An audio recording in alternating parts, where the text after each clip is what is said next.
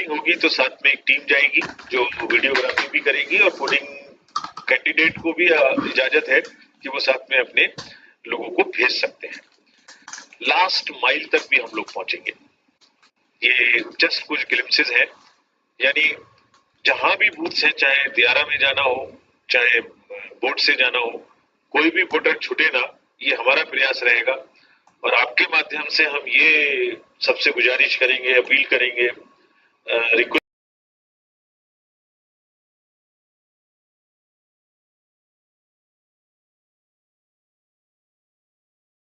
भी है कि हम पूरे इलेक्शंस को बिल्कुल इंड्यूसमेंट फ्री, मनी पावर से दूर रखें, किसी भी प्रकार की क्लटरिंग और किसी भी प्रकार के गलत चीजें ना होने पाए। तो एक एप्लीकेशन है जिसको आपके सहयोग से हम सबके साथ तक पहुंचाना चाहते हैं। इसका नाम है सी विजिल, यानी विजिलेंट सिटीजन। अगर आप जागरूक हैं तो आप कोई भी शिकायत है किसी भी बूथ के बारे में, किसी पार्टी के बारे में, किसी कैंडिडेट के बारे में, तो अगर आप उसकी कोई टेक्स्ट लिख के या कोई गलती हो रही है तो फोटो खींच के, या आप अगर हमें भेज देंगे इस ऐप पर, तो आपका जो कहाँ लोकेशन है ये हम अपने से ले लेंगे, लॉन्गिट्यूड लैटिट्यूड आपका हम अपने से ले लेंगे। और जो भी नियर बाई हमारी वो होगी वैन, एसएसटी होगी, कोई एफएसटी होगी, कोई सेक्टर मजिस्ट्रेट होंगे, 2 किलोमीटर में तो कहीं ना कहीं होंगे, उनको हम 100 मिनट के अंदर अंदर वहां भेज के उसकी इंक्वायरी करा के पोस्ट करेंगे वेबसाइट पर कि क्या विषय था, उस पर क्या हमने किया, वो सही था, गलत था, पार्शियली सही था, और उस पर कमीशन ने ये काम किया।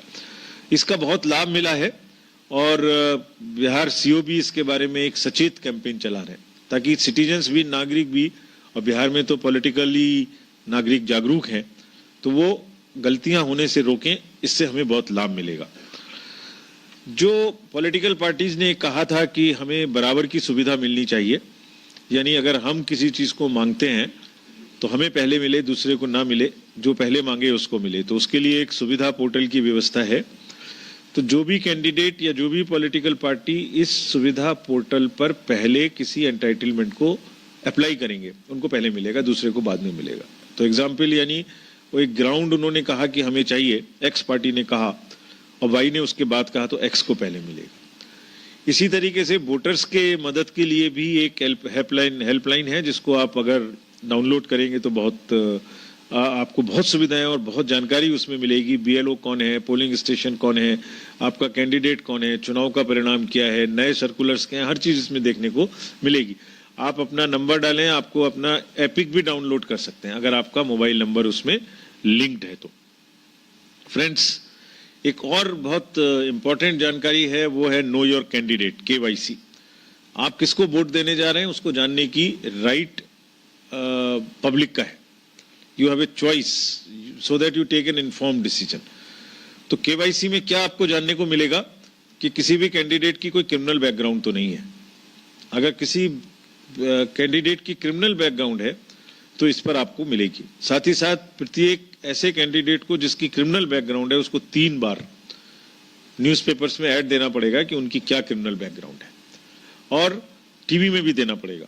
और इस वेबसाइट पर, इस जगह पर भी आपको ये जानकारी मिलेगी। तो ये आप इन्फॉर्म्ड वोटर के रूप में इस जानकारी को प्राप्त करें और अपना बिल्कुल मन बनाएं कि किसको आपको वोट देना है। जानना, आप तक सुविधा और जानकारी पहुंचाना हमारा काम है। उसके बाद आप क्या करना चाहते हैं ये आपके वोटर का कार्य है। अगर इलेक्टरल पार्टिसिपेशन कैसे बढ़े, आपको ये बहुत अच्छी फिगर नहीं है। बिहार में जो जनरल इलेक्शन में वोटर पार्टिसिपेशन था वो 57.33% था। ये नेशनल एवरेज 67% से 10 परसेंटेज पॉइंट कम था। और ये भी एक आयरनी है कि इतनी जागृत स्टेट में ये सेकंड लोएस्ट था पूरी कंट्री में। J&K was lowest at 45%, Bihar was 57%। सो हमारी अपेक्षा है इस बार प्रयास है बहुत कि हम यहाँ वोटर की परसेंटेज को, वोटिंग की परसेंटेज को बढ़ाएं। तो कैसे बढ़ाएंगे? हमने ऐसी 75% टोटल अर्बन एसीज ऐसी हैं जिसमें वोटर टर्नआउट बहुत लो है। Patna Sahib one of the main places है जिसमें बहुत कम है। 31 एसीज ऐसी हैं जो 9 डिस्ट्रिक्ट्स की जो आइडेंटिफाई की गई हैं। तो कहने का मतलब है कि हमने एक प्रोग्राम बनाया है, टारगेटेड इंटरवेंशन प्लान, जिसमें हम बूथ तक गए हैं कि कौन सी कॉन्स्टिट्यूएंसी स्टेट एवरेज से नीचे है और उस कॉन्स्टिट्यूएंसी के कौन कौन से बूथ स्टेट एवरेज से या डिस्ट्रिक्ट एवरेज से नीचे हैं। यानी एक जैसी चीज सारे डिस्ट्रिक्ट में चले ये नहीं है, जगह जगह में क्या परेशानी है, क्यों लोग नहीं आ रहे हैं, इसके लिए एक बहुत सघन प्रयास किया गया है। और मुझे उम्मीद है कि जो इलेक्टरल रोल्स की प्योरिटी बढ़ी है, जिन लोगों को नहीं रहना चाहिए था जो हटे हैं, और जितने नए लोग जुड़े हैं जिसमें से यंग लोग जुड़े हैं, तो ये वोटिंग परसेंटेज निश्चित रूप से बढ़नी चाहिए। और पुनः आपके माध्यम से दोबारा अनुरोध करना चाहता हूं कि सब लोग वोट देने के लिए जरूर आए। फ्रेंड्स, अब मैं पोलिंग स्टेशंस के बारे में बताया, मैंने आपको वोटिंग के बारे में बताया, मैं आपको इसको मनी पावर्स को कैसे हम लोग रोकेंगे, इंड्यूसमेंट फ्री कैसे इलेक्शंस को करेंगे, उसके बाद में बताऊंगा लॉ एंड ऑर्डर में कैसे करेंगे। इन 4 वर्टिकल्स में आपसे चर्चा करने वाला हूं। तो एक इलेक्शन सीजन मैनेजमेंट सिस्टम हमने बनाया, इस पर जितनी भी स्टेट की और सेंटर की एनफोर्समेंट एजेंसीज हैं वो सब हमारे इस सिस्टम पे आना शुरू हो गई हैं, और जिस दिन तक अनाउंसमेंट होगा उस दिन तक सब आ जाएंगी। जितने भी अंतर्राज्यीय सीमाएं हैं उन पर स्ट्रिक्ट विजिल करने का डायरेक्शन दिया गया है। पुलिस इंटर चेक पोस्ट हैं करीब करीब, जो यहाँ वर्णन दिया हुआ है मेरे 279, जिसमें इंटर चेक पोस्ट हैं 112 और स्टेट एक्साइज की 79। इन सबको आपस में मिलकर काम करने के लिए स्पष्ट हिदायत दी गई है। और ये भी कहा गया है कि जो इंटरनेशनल बॉर्डर है उसमें चाहे फेक करेंसी हो, चाहे लीकर हो, चाहे लोगों का आना जाना हो, चाहे आर्म्स हो, स्टेट पुलिस, एसएसबी और सबको बहुत ही सघन तरीके से काम करना है। And they will be under strict watch of the commission that from this border nothing is kind of no compromise takes place on this border.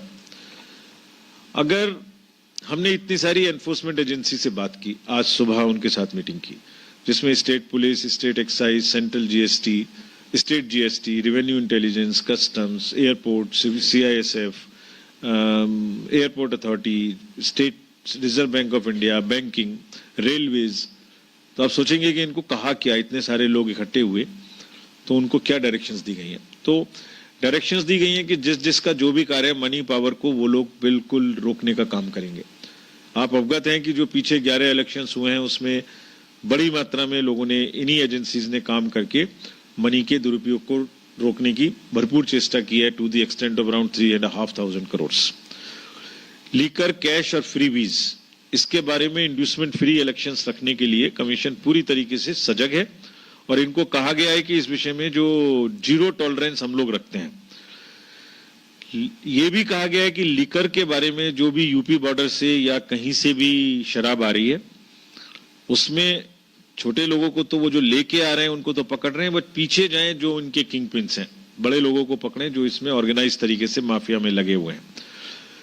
बैंकों को निर्देश दिया गया है कि जब भी कैश को बैंक टू बैंक ट्रांसफर करेंगे तो वो सुबह और 10 और 5 के 6 के बीच में जो निर्धारित टाइम है उसी में करेंगे। उनकी जो गाड़ियां, ऐसा नहीं है कि उसमें कोई इलीगली कैश लेके जाना शाम को शुरू कर दे, कोई पुलिस व्हीकल में या एम्बुलेंस में या बैंक की गाड़ी में ले जाना शुरू करे कैमोफ्लॉज करके। इसके लिए उनको सख्त हिदायत दी गई है। एयरपोर्ट पर और हेलीपैड्स, जितने भी इस राज्य में हेलीपैड्स हैं और एयरपोर्ट्स, इन पे सघन निगरानी होगी और सघन इस पर जांच की प्रक्रिया अभी से शुरू हो जाएगी, ताकि बाहर से आने वाले या यहां से बाहर जाने वाले लोग कैश या इलीगल चीजों को ना ले जा सकें। जितनी भी इंटेलिजेंस है वो सब आपस में ये लोग शेयर करेंगे और कोऑर्डिनेटेड तरीके से काम करेंगे, और weekly report of seizures they will start giving to us. ये तो सेंट्रल और स्टेट एजेंसीज की बात थी। डीएम्स और एसपीज को भी, कलेक्टर्स को और एसपीज को भी बहुत सख्त निर्देश दिए गए हैं। सबसे पहला निर्देश है उनको जनरल सबके लिए कि हमारा मेन उद्देश्य है और मेन कर्तव्य है, कमीशन का भी और उनका भी, कि सभी पॉलिटिकल पार्टीज को एक समान सुविधा और लेवल प्लेइंग फील्ड मिलनी चाहिए। इसका कोई विकल्प नहीं है। अगर किसी भी डिस्ट्रिक्ट में लेवल प्लेइंग फील्ड डिस्टर्ब करेंगे तो उन पर कार्रवाई होगी, ये उनको बहुत स्पष्ट तरीके से बताया गया। और अपने नीचे जितने लोग हैं, डिस्ट्रिक्ट्स के नीचे, एसपीज के नीचे, डीएम्स के नीचे, चाहे वो अंचल स्तर के हों, ब्लॉक स्तर के हों, एआरओज हों, एसडीएम्स हों, डीएसपीज हों, उनको संभालना उनका काम है। हम कलेक्टर्स को और एसपीज को रिस्पॉन्सिबल मानेंगे अगर कहीं भी लेवल प्लेइंग फील्ड डिस्टर्ब होगी। पार्टीज ने कहा था हमसे कि हमें सिंगल विंडो क्लियरेंस दिया जाए, बहुत जगह दौड़ना पड़ता है, तो ये व्यवस्था डिस्ट्रिक्ट हेडक्वार्टर में उनकी एप्लीकेशन लेने की उपलब्ध कराई जाएगी। ये उनको मैं जवाब दे रहा हूं आपके माध्यम से।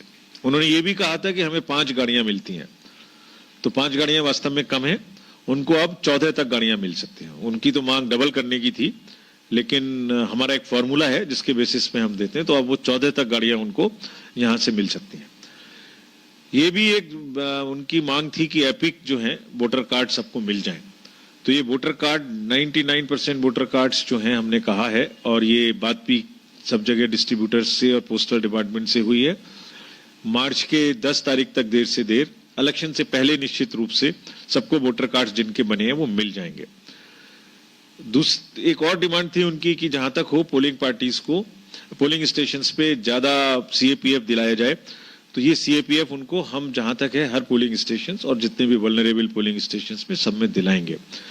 अगर कोई भी इम्पर्सोनेशन होता है तो इम्पर्सोनेशन को 2 वोट नहीं डाल सकता कोई व्यक्ति। अगर कहीं कोई इम्पर्सोनेशन की शिकायत आएगी उस पर क्रिमिनल एक्टिविटी साथ की साथ होगी, ऐसा सबको डायरेक्शंस दिया गया है। नेक्स्ट, पोस्टल बैलेट की भी काउंटिंग पहले की जाएगी जो उनकी मांग थी, और ईवीएम के बारे में उन्होंने कहा था कि हमें नंबर बताया जाए।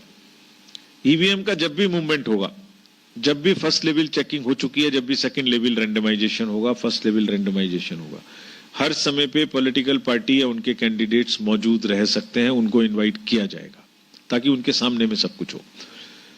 और हर नंबर किस कॉन्स्टिट्यूएंसी में कितने नंबर की मशीन्स, कितने से कितने नंबर की मशीन्स गई हैं और किस बूथ पर कितने से कितने नंबर की मशीन है, इस सब की भी सूचना उन सबको दी जाएगी ताकि अगर वो चाहें तो काउंटिंग के समय में मिला सकें। भाई ये हमको बताया गया था कि ये वाली हमारे बूथ पर मिलेगी, पहले चेक कर लेते हैं ये बूथ पर नंबर है कि नहीं है, हमारे सामने में इसमें सिंबल डाले गए थे इस नंबर में, हम चेक कर लेते हैं कि नहीं है, फिर काउंटिंग के समय भी चेक कर लेते हैं। This will always be available. जितने persons with disability, senior citizens और गर्भवती महिलाएं, उनको उनकी जो मांग थी उनके लिए विशेष अभियान, विशेष प्रबंध रहेगा। एक जनरल वोटर के बाद 2 पीडब्ल्यूडीज और उसके बाद 4 सीनियर सिटीजन्स और गर्भवती महिलाओं को एंट्रेंस दी जाएगी, तो 1:2:4 के माध्यम से। तो जो बैठने की जगह है, जो रैंप है और जो व्हील चेयर है वो तो मिलेगी, लेकिन इनको वोटिंग में भी प्राथमिकता मिलेगी। सभी जो कर्मी हैं जो पोस्टल जो हमारे इलेक्शन के वर्क में लगेंगे, उनको फैसिलिटेशन सेंटर एक बनाया गया, उसी पर डाक पत्र डालना पड़ेगा। पहले उनको घर ले जाते थे और फिर बाद में चलता था, वो पोलिंग काउंटिंग के दिन तक डाल सकते थे। ये व्यवस्था चेंज कर दी गई है, उनको यहीं डालना होगा अपनी जगह में। फर्जी सभी डिस्ट्रिक्ट्स अभी से जितने भी नॉन अवेलेबल वारंट्स हैं और जितने भी प्रोक्लेम्ड ऑफेंडर्स हैं, हिस्ट्री शीटर्स हैं, उन पर सख्त कार्रवाई करेंगे। और आप लोग निश्चित रूप से देखेंगे कि अगले 15-20 दिन में, 10 दिन में ये इस पर सघन अभियान चला के लोग कार्रवाई करेंगे। नहीं करेंगे तो फिर उन पर हमें कार्रवाई करनी पड़ेगी। फर्जी खबरों का भी एक बहुत बोलबाला आजकल चलने लगा है, तो इसके लिए सभी डिस्ट्रिक्ट्स में सोशल मीडिया सेल लागू हैं। विभाग को कहा गया है कि वो एक नोडल अफसर्स अपॉइंट होना होता है आईटी एक्ट के अंडर में, इंफॉर्मेशन टेक्नोलॉजी एक्ट के अंडर में, वो अपॉइंट करें और अपॉइंट करने के बाद जो आपत्तिजनक मटेरियल है उस पर ना खाली उसको टेक डाउन करें, ना उसको ब्लॉक करें, बल्कि जिस किसी केस में ऐसी रूमर्स फैलाई जाए वहां जिस कानून के अंतर्गत आते हो उन पर लीगल भी कार्रवाई करें। ये ऐसा नहीं है कि आप कुछ भी डाल दें और उसके बाद में उसके लिए जिम्मेदार ना हो, उससे भावनाएं भड़काने की कोशिश ना हो और गलत रूमर्स ना फैलाई जाएं। जितने राजनीतिक विज्ञापन होंगे उनकी भाषा और उनके कंटेंट को एमसीएमसी की टीम्स क्लियर करेंगी। सो फ्रेंड्स, अंत में मैं आपसे यही कहना चाहता हूं कि हम लोग पूरी तरीके से तैयार हैं, मुस्तैद हैं कि आप सब को एक बहुत ही अच्छा एक्सपीरियंस यहाँ दें और जो लोकतंत्र की जननी है उस जगह में एक बहुत ही मॉडल तरीके से चुनाव हो, कम शोर शराबा, कम मनी और कम मसल्स के साथ, मसल टेंशन के साथ में। आपके माध्यम से पुनः सभी मतदाताओं से एक बार पुनः अनुरोध है कि जरूर जरूर आएं वोट देने के लिए। और फ्रेंड्स, आपके माध्यम से हम इसलिए बोलते हैं क्योंकि मीडिया चुनाव आयोग के हर कदम पे साथ होता है, यानी आपको और पॉलिटिकल पार्टीज को और वोटर को एक ट्रांसपेरेंसी अभियान के तहत हर जगह जाने की छूट होती है। अब you are our allies, natural allies. तो आपके माध्यम से फिर से मैं ये कहना चाहता हूं कि वोट देने के लिए जरूर जरूर आए। धन्यवाद। Thank you, sir, for those detailed remarks. We'll be having a question and answer session for around 5 to 10 minutes as the Commission has a flight to catch. I request all of you to be brief. Please be seated. Just put your hands up, and then I'll come to you. First, I'll go to the gentleman behind you. Then you can ask the question. Yeah. Thank you. Sir, I am Kauslendra Mishra from Hindustan newspaper. Sir, ये political पार्टियों ने आपके सामने बातें रखी थी जिसमें कहा था कि ईवीएम से जो पर्ची निकलती है और जो काउंटिंग के दौरान ये होता, दोनों का मिलान किया जाए। और दूसरी उन लोगों की प्रमुख डिमांड के रूप में देखने को आ रहा था कि आयोग अपने स्तर से सुनिश्चित करे कि प्रत्येक मतदाता बिना भय के मतदान करें। उनको अगर कोई प्रलोभन दिया जाता है तो उसको पहले रेक्टिफाई करके उस पर कार्रवाई की जाए। और एक सर, बिहार में अभी राज्य निर्वाचन आयोग ने एक नया प्रयोग किया है कि वो लोग, जैसे यहाँ आप लाइव कास्टिंग करते हैं, तो वो हर एक मतगणना की भी वो एक एक चीज ऑनलाइन देखते हैं, आयोग खुद देखता है। तो अगर आयोग के स्तर पर अगर ये आप, चूंकि टेक्नोलॉजी सुलभ है और इन्होंने प्रयोग किया है, तो इसको नेशनल लेवल पर या स्टेट लेवल पर आप प्रयोग कर सकते हैं कि काउंटिंग को मॉनिटर पर देखता रहे आदमी, उसमें कैंडिडेट भी देखता है, अधिकारी भी देखते रहते हैं, आयोग भी देखता रहता है। ठीक है, तो किसी कोई कंप्लेन नहीं होती। Give the mic to the person in front of you. Yes, Ambuli. Good afternoon, sir. This is Saurav from CNN News 18. I have two questions for you, sir. So with what happened in Chandigarh mayor elections, and the Apex Court has termed it a mockery of democracy. So what is the take of Election Commission of India on that episode? And number two, in the light of one nation, one poll, there is also a recommendation of one voter ID or a one photo identity card and one voter list. So what is the feasibility of this? Okay, और front row में आपका, या उसके बाद आपके पास आएंगे। अशोक मिश्रा, कशिश news से।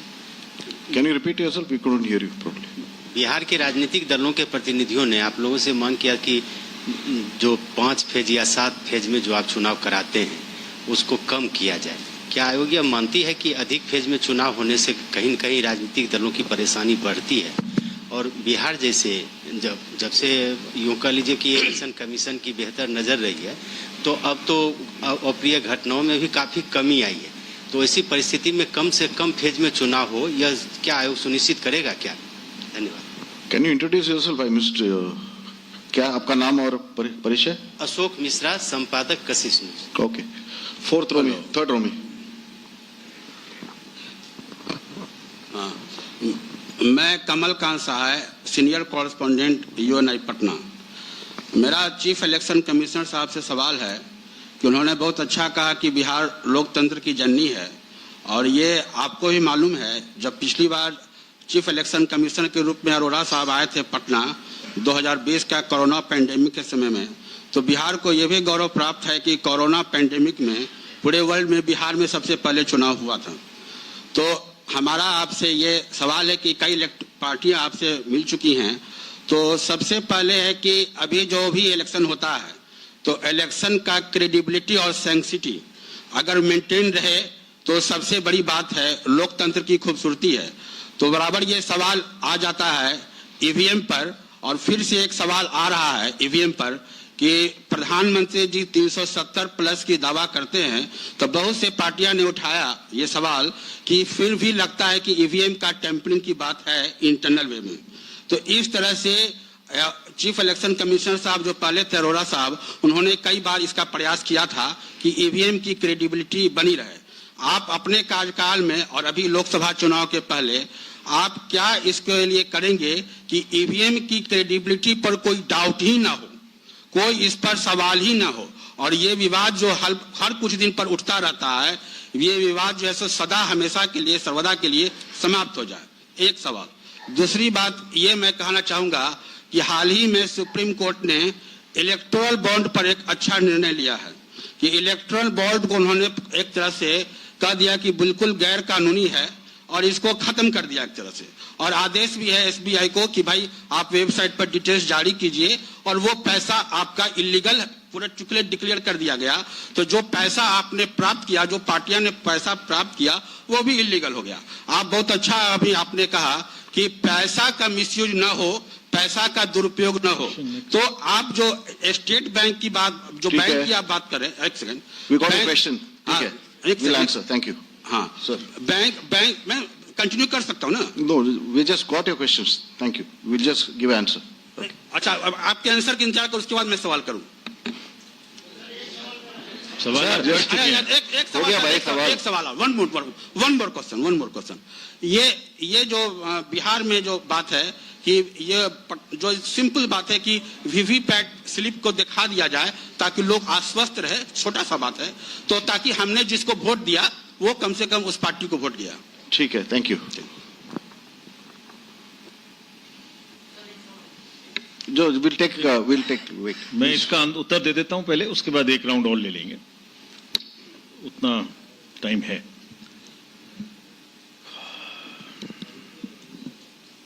पहला प्रश्न था, मैं बीच में से ले लेता हूं, फेस कम करें, एक प्रश्न ये था। तो देखिए, फेस का जो निर्धारण होता है वो पूरे देश के लिए एक साथ करना पड़ता है हमें। तो निश्चित रूप से प्रयास यही होता है कि कम से कम फेज में किया जाए, लेकिन उसमें साथ में ये भी देखना है कि पूरे देश में छुट्टियां कितनी हैं, एग्जाम्स कितने हैं, वेदर कैसा है, फोर्सेस का मूवमेंट किस प्रकार का है। तो वो सब मिला के हम ये कोशिश जरूर करेंगे कि कम से कम हो, लेकिन वो कम से कम की परिभाषा को अगर बहुत बृहत रूप में देखा जाए तो वो नॉर्थ साउथ ईस्ट वेस्ट इतनी बड़ी कंट्री है, उसको मिला के सारे फैक्टर्स को देख के हम निश्चित रूप से प्रयास करते हैं और करेंगे भी। देन बिना प्रलोभन के लोग वोट कर सकें, यही तो हमारा सारा प्रयास है, बिना प्रलोभन के कर सकें। केवाईसी का मैंने ऐप दिखाया आपको, सीविजिल का ऐप दिखाया, जितनी सारी डायरेक्शंस पूरे के पूरे सेंट्रल एजेंसीज, स्टेट एजेंसीज को दी गई हैं, और आप खुद देखेंगे जब ये अभियान शुरू होगा तो किस तेजी से ये काम आगे बढ़ेगा। One nation one election one vote list, ये तो एक कमेटी है, उसके दायरे में है। हमारा कार्य है कि हम जो संविधान में जो भी निर्धारित प्रक्रिया है उसके अनुसार चुनाव करा के आपको संपादित करें, वो हम करते रहेंगे। लास्ट मुद्दा जो है वो बेसिकली ईवीएम और ईवीएम की पर्ची और वीवीपैट की काउंटिंग के बारे में ही ज्यादा 3, 4, 5 आप लोगों ने कहा है।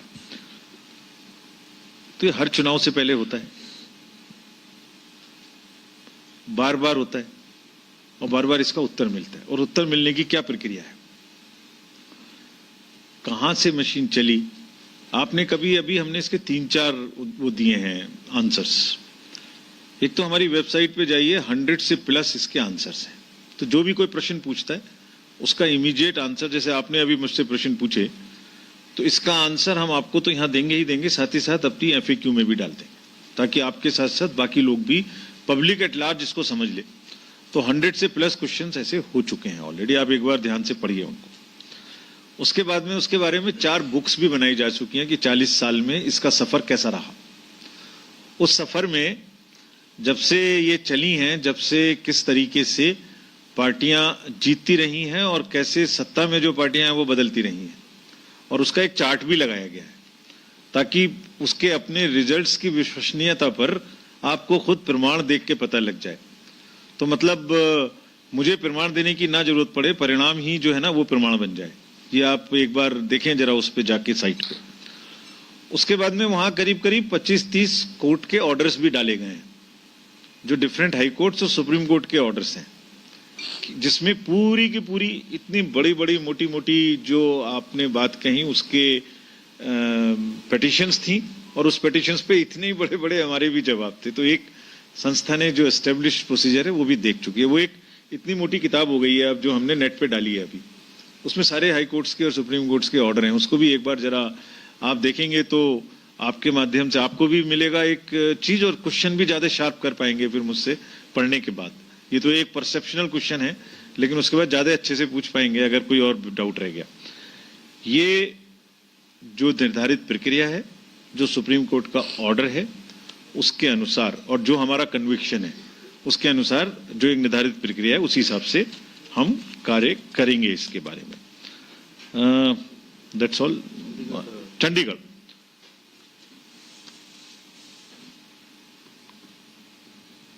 देखिए इस साल पूरे विश्व में लगभग 70 देशों में चुनाव है। तो डिफरेंट ज्योग्राफीज से, डिफरेंट कंट्रीज से इलेक्शन प्रोसेस में किसी ना किसी प्रकार की डिस्टरबेंस की सूचनाएं मिल रही हैं, मिलती रहती हैं। आप भी अवगत हैं सब आसपास से क्या सुनने को मिल रहा है। वहाँ उस क्रम में भी ईवीएम को देखना चाहिए कि उसका क्या एडवांटेज है। वो भी एग्जाम्पल्स हैं वर्ल्ड के। और अनफॉर्चुनेटली जो आपने जिक्र किया जिस जगह का, चंडीगढ़ का, वहाँ भी देखने में जो एक स्ट्रॉन्ग वायलेशन हुआ वो भी देखने में नजर आया। तो मुझे इस बात की तो कोई संतुष्टि नहीं है कि वो इलेक्शन कमीशन के द्वारा नहीं किया गया था, क्योंकि चुनाव की प्रक्रिया में कहीं भी गड़बड़ी हो वो 100% अमान्य है और अमान्य होनी चाहिए। लेकिन चुनाव आयोग का जितनी भी इंस्ट्रक्शंस कल दी गई हैं, अगर किसी भी पोलिंग पार्टी या पोलिंग एजेंट या डिस्ट्रिक्ट मजिस्ट्रेट या एसपी या anybody who is involved in the election process, तो ना तो उसकी इतनी हिम्मत है कि वो इस तरह का कोई कार्य कर सके, और ना हमारी व्यवस्था ये करने के लिए अलाउ करती है। क्योंकि हर स्टेज पे कैंडिडेट वहां खड़े रहेंगे, उनके दस्तखत लेने होंगे, नॉमिनेशन करना है तो, विड्रॉल करना है तो, काउंटिंग के समय जाना है तो, मशीन का नंबर मिलाना है तो, इलेक्ट्रल रोल बनाना है तो, फॉर्म 6 भरवाना है तब, फॉर्म 7 की ऑब्जेक्शंस डालनी है तो, इलेक्ट्रल कॉपी लिस्ट की आपको देनी है। कोई ऐसा प्रोसेस ही नहीं है जिसमें कि ट्रांसपेरेंसी ना हो। हम लोग इस पूरे कमीशन की व्यवस्था को इन 2 पिलर्स पे चला के चलते हैं, transparency, transparency, transparency, disclose, disclose, disclose. आज जो हुआ वो शाम को डिस्क्लोज करें। मैंने जितनी चीजें आपको बताई, नहीं तो जितनी पॉलिटिकल पार्टीज ने जो बात हमसे कही थी आपके माध्यम से उनको जवाब देना is a form of a disclosure. We are answerable and we make it absolutely clear. अगर किसी भी पोलिंग पर्सनल ने, जो कि हमारे पोलिंग पर्सनल में लगा हुआ है, अगर इतना सा भी एक प्रोसेस से इधर से उधर किया तो आयोग बिल्कुल रूथलेसली उस पर कार्रवाई करेगा। आप देख चुके हैं पिछले इलेक्शंस में, 5-6 इलेक्शंस में भी आप देख चुके हैं। और ऐसा कोई जो जनरल इलेक्शंस हैं, जो कमीशन के द्वारा इलेक्शंस हैं, उन पे ऐसा नहीं हो सकता। और ये मैं उम्मीद करता हूं कि बाकी कहीं भी जो हमारे अतिरिक्त हैं उनमें ऐसा कभी नहीं होना चाहिए, और होना चाहिए तो बहुत स्ट्रिक्टली उनको डील किया जाना चाहिए। That's all. Thank you. Sir, This conference is over. एक सवाल ले लेते We हैं। have just 5 minutes for a second round of questions, but be brief.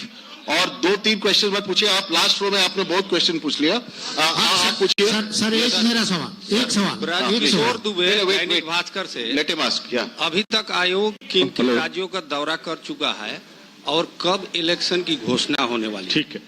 Okay. Who else? Sir एक मेरा सवाल ले लिया जाए। यहाँ से एक मेरा पीछे से सर, मेरा नाम इकबाल है, मैं अलवतन टाइम्स उर्दू डेली न्यूज़पेपर से हूँ सर। इलेक्शन कमीशन का जो फोकस होता है सर वो वोटिंग परसेंटेज बढ़ाने के लिए होता है मैक्सिमम। तो ये जो पोलिंग बूथ होता है सर, उसके डिस्टेंस की वजह से भी बैठ के पूछिए। ये परसेंटेज कम होता है। दूसरा ये सर, सेंसिटिव एरियाज में जो पोलिंग बूथ होते हैं वहां कुछ डाउन ट्रोडन पीपल्स नहीं जा पाते हैं, डर से नहीं जा पाते हैं। तो इसको कैसे इलेक्शन कमीशन सुनिश्चित करेगी कि उसका वोटिंग परसेंटेज बूथ की वजह से बढ़ जाए? ठीक है, लास्ट क्वेश्चन। हाँ सर, मेरा एक सवाल है कि राजनीतिक दलों ने कल एक आपत्ति आपको दी है कि बिना जानकारी के बहुत सारे वोटर का नाम काट लिया गया है और अभी तक बहुत सारे मतदाताओं का ईपिक नहीं पहुंचा है। ठीक। तो उसके लिए क्या कार्रवाई हो करेगी?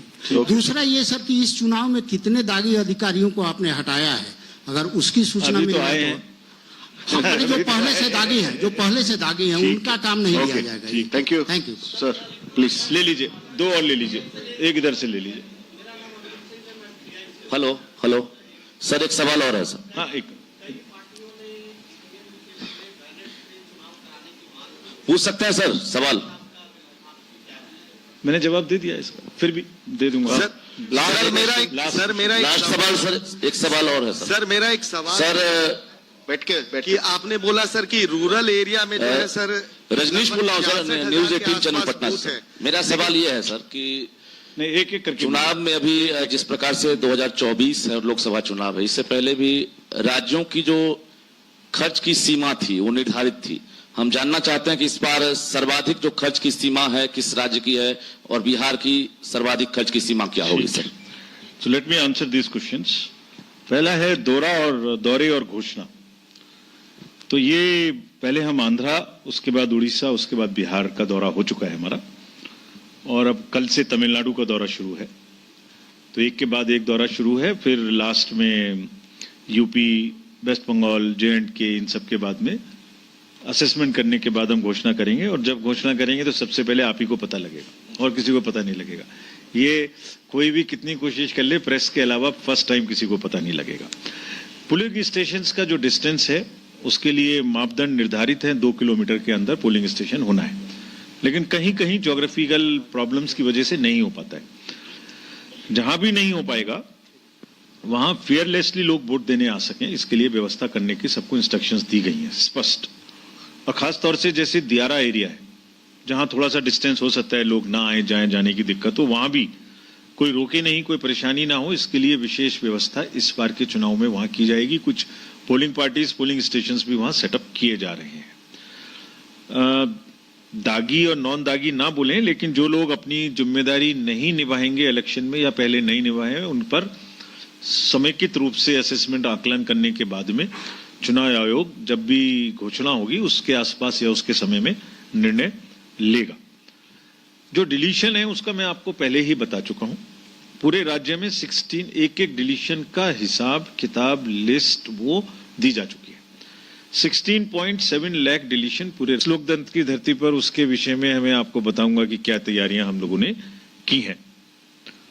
और इससे पहले मैं आपको तैयारियों के बारे में बताऊं, सर्वप्रथम आपके माध्यम से पुणे सभी बिहार वासियों को, सभी वोटर्स को, सभी मतदाताओं को हम ये अपील करना चाहते हैं आयोग की तरफ से कि बहुत तैयारियां हमने की हैं और कर रहे हैं। आप वोट देने जरूर आए। मतदान के दिन आपका आना हमारे लिए बहुत ही गौरव की विषय होगा। और हम लोग प्रलोभन मुक्त, स्वतंत्र और बिल्कुल निष्पक्ष तरीके से चुनाव कराने के लिए कटिबद्ध हैं। और वो किस प्रकार से कटिबद्ध हैं ये भी मैं आपको अभी विस्तार में बताऊंगा। आप बिना भय के मतदान करने आए, इच्छा से आए, और जो लोकतंत्र की जननी है वहां गर्व के साथ में चुनाव के पर्व में भाग लेने के लिए आप आए। यह आपसे रिक्वेस्ट भी है और आपसे हमारी अपेक्षा भी है। फ्रेंड्स, पिछले 2 दिनों में हमने जो मीटिंग्स की हैं, पहले मैं उसके बारे में आपको बताऊंगा। तो फर्स्ट ऑफ ऑल हम पॉलिटिकल पार्टीज के रिप्रेजेंटेटिव्स से मिले, जिसमें नेशनल पार्टीज के रूप में आप, BSP, BJP, Indian national Congress और CPIM, तो ये 5 राष्ट्रीय स्तर की पार्टियां, और स्टेट पार्टीज के रूप में जनता दल यूनाइटेड, लोक जनशक्ति पार्टी, रामविलास राष्ट्रीय लोक जनशक्ति पार्टी, राष्ट्रीय जनता दल और CPI-ML। तो आप जानना चाहेंगे कि इन लोगों ने हमसे क्या कहा, और हमारा भी ये ड्यूटी बनती है कि आपको बताएं कि उन्होंने हमसे क्या अपेक्षाएं रखी। और फिर मैं आपको पूरे अपने संबोधन के दौरान ये भी बताऊंगा कि उनके बारे में हम क्या करने जा रहे हैं, और आप ही के माध्यम से उनको उत्तर भी दूंगा। तो कुछ दलों ने पहले कहा कि बिहार में जो मतदाता सूची बनी है उसमें जो नाम डिलीट हुए हैं उनके बारे में आयोग पूरी तरह से आश्वस्त हो ले, और अगर कहीं कोई कमी है तो उसको ठीक कर ले। पहला उनका ये कहना था। दूसरा इसी विषय में कहना था कि जो वोटर्स के नाम जुड़े हैं, जो अच्छी भारी मात्रा में नाम जुड़े हैं, उनको वोटर कार्ड बहुत जल्दी से जल्दी उनके समय उनके पास में पहुंच जाए। Next point they mentioned was कि सभी मतदान केंद्रों पर अर्धसैनिक बलों की पर्याप्त मात्रा में प्रतिनियुक्ति की जाए ताकि चुनाव निर्भय और निष्पक्ष माहौल में हो सके। उनका यह भी कहना था कि 72 घंटे से पहले जब चुनाव के उस समय में गश्ती और सुरक्षा की कार्रवाई को बढ़ाया जाए ताकि कोई भी प्रलोभन या कोई भी लॉ एंड ऑर्डर की समस्या पैदा ना हो। गर्भवती महिलाओं और सीनियर सिटीजन्स को मतदान केंद्र पर विशेष उपलब्ध सुविधा कराई जाए ताकि they have a convenience in voting. This was another demand from the parties.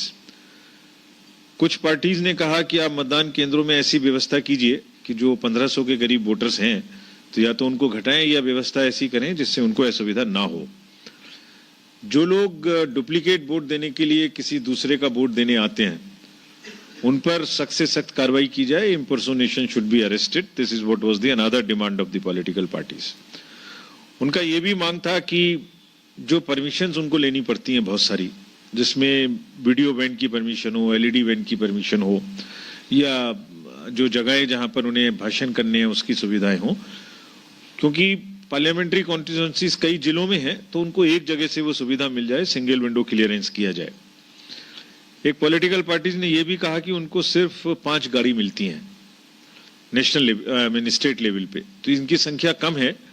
तो अगर इतना बड़ा स्टेट है और एक एक पार्लियामेंट्री कॉन्स्टिट्यूएंसी भी कहीं कहीं 2-2, 3-3 जिलों में है तो उनको गाड़ियों की संख्या बढ़ाई जाए ताकि वो उस पर मूव कर सकें कैंपेनिंग के लिए। एक और मांग पॉलिटिकल पार्टीज ने की कि जो पोलिंग एजेंट्स और उनके ऑथराइज एजेंट्स हैं, जो पोलिंग एजेंट्स पर दस्तखत सिग्नेचर करके देते हैं, उनका सिग्नेचर कभी कभी पोलिंग स्टेशन पे नहीं पहुंचता और शुरुआत हो जाती है शुरू करने में इलेक्शंस को। तो जो ऑथराइज सिग्नेटरीज हैं, चाहे कैंडिडेट हो चाहे उनके द्वारा अप्रूव्ड ऑथराइज्ड पर्सन हो, उनका सिग्नेचर्स उपलब्ध रहें हर बूथ पे तो देर नहीं लगेगी। एक और मांग थी उनकी कि जो सेंट्रल ऑब्जर्वर्स आएंगे वो सबको उपलब्ध रहें, उनके फोन नंबर्स, उनके रहने की जगह, उनका एक फिक्स्ड स्थान हो ताकि कम से कम उस समय पर जरूर मिल सकें। बहुत सी पार्टीज ने ये भी अनाउंस किया कि ये भी रिक्वेस्ट किया कि जो पोस्टल बैलेट्स की गिनती है वो पहले शुरू की जाए और समय खत्म की जाए। उनकी ये भी मांग थी कि ईवीएम्स कहां पर यूज होंगी, किस डिस्ट्रिक्ट में कितनी ईवीएम्स हैं, उसका किस पोलिंग स्टेशन पे कौन सी ईवीएम जाएंगी, इसमें उनको सूचना मिलनी चाहिए और उसको ईवीएम्स का नंबर जो पीछे लिखा रहता है वो नंबर भी मिले ताकि वो मिलान कर सकें अगर उन्हें कोई शक हो तो। चूंकि यहाँ पोलिंग अच्छी होती है, मतलब अच्छी उतनी तो नहीं है जितनी और राज्यों में है, लेकिन उनका कहना था कि मतदान का समय बढ़ाया जाए ताकि प्रतिशत मतदान का और बढ़ सके। तो ये मुख्य मांगे थी। इन सबको मैं आपको अपने संबोधन के दौरान इन सभी विषयों पे उत्तर दूंगा। अगर तैयारी पर आए पार्लियामेंट्री कॉन्स्टिट्यूएंसीज की, तो बिहार में 40 कॉन्स्टिट्यूएंसीज हैं और झारखंड में 14 कॉन्स्टिट्यूएंसीज हैं। हमने इसी मीटिंग के दौरान झारखंड के सीईओज और एसपीएनओज अन्य पदाधिकारियों से भी यहाँ बात की थी, रिव्यू किया था। बिहार में टोटल में से 34 जनरल और एससी की 6 और एसटी की 0, वहीं एसटीज की 5 कॉन्स्टिट्यूएंसीज झारखंड में हैं। अगर हम रोल्स के बारे में बात करें तो कमीशन का ये प्रयास है कि जो इलेक्टोरल रोल्स है, जो मतदाता सूची है, वो पूरी तरीके से प्योर हो और हेल्दी हो। तो प्योरिटी का मतलब क्या है कि उसमें जो लोग जुड़ने चाहिए वो जरूर जुड़ जाएं, जो लोग नहीं रहने चाहिए उसमें जो डेड हैं या शिफ्टेड हैं या मल्टीपल एंट्रीज हैं उनको हट जाना चाहिए, और male female PWD senior citizens के सफिशिएंट जो नंबर सेंसस के हिसाब से फिगर आती है होने चाहिए, वो होनी चाहिए। यानी प्योरिटी भी होनी चाहिए, हेल्थ भी होनी चाहिए।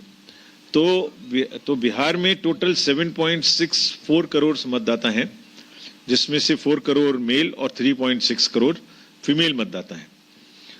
पर्सन्स विद डिसेबिलिटी 6.3 लाख और वेरी सीनियर सिटीजन्स 14.5 लाख, जिसमें से 100 वर्ष से ऊपर के जो शतायु हमारे मतदाता हैं वो भी 21,680 हैं। तो फर्स्ट टाइम वोटर्स की जो संख्या है वो जान के आपको अच्छा लगेगा, 18 से 19 वर्ष के, वो संख्या है 9.26 लाख, यानी जो इसी साल में बढ़े हैं। और अगर हम 20 से 29 वर्ष के युवा लोगों को देखें तो टोटल 7.64 करोड़ में से 1.6 करोड़ ऐसे हैं जो 20 से 29 साल के हैं। तो युवाओं की भागीदारी इस चुनाव में काफी महत्वपूर्ण है। अगर हम अब एक अपेक्षा भी है कि हम पूरे इलेक्शंस को बिल्कुल इंड्यूसमेंट फ्री, मनी पावर से दूर रखें, किसी भी प्रकार की क्लटरिंग और किसी भी प्रकार के गलत भाषा और उनके कंटेंट को एमसीएमसी की टीम्स क्लियर करेंगी। सो फ्रेंड्स, अंत में मैं आपसे यही कहना चाहता हूं कि हम लोग पूरी तरीके से तैयार हैं, मुस्तैद हैं कि आप सब को एक बहुत ही अच्छा एक्सपीरियंस यहाँ दें और जो जो लोकतंत्र की जननी है उस जगह में एक बहुत ही मॉडल तरीके से चुनाव हो, कम शोर शराबा, कम मनी